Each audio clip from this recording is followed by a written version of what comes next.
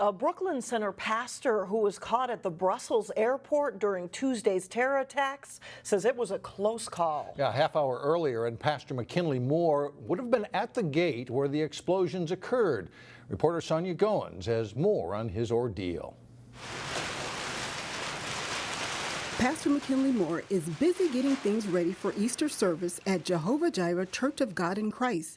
It's a task he welcomes. We stood around inside for 20 to 30 minutes after the explosion. He wasn't even sure he'd be here for Easter. Pastor Moore was at Brussels airport when 2 bombs went off.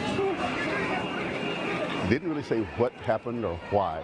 In the area that we were, there was no noise, there was no trembling. If an airport official hadn't given him wrong information, he would have been right at the center of the 2 blasts. I would have been right there, yeah. Or if it had happened a half an hour earlier, I was at that gate. Pastor Moore says airport officials quickly rushed everyone to the opposite end of the airport, away from the turmoil and confusion. More and more people would come, and then more and more were coming. He says at that point, he didn't even know about the explosions. One lady in particular just had this panic look on her face, so you kind of got the idea that something was really happening. 20 minutes later, everyone was told to leave the airport without their luggage or carry-on bags. We're all outside standing around wondering what was going on. He was then put on a bus and taken to a warehouse. There was this cotted area, again, open space, and then they began to set up another cot area. Pastor Moore got a text message from his wife telling him about the terror attacks. Well, I was just amazed that all of that had happened so close to us.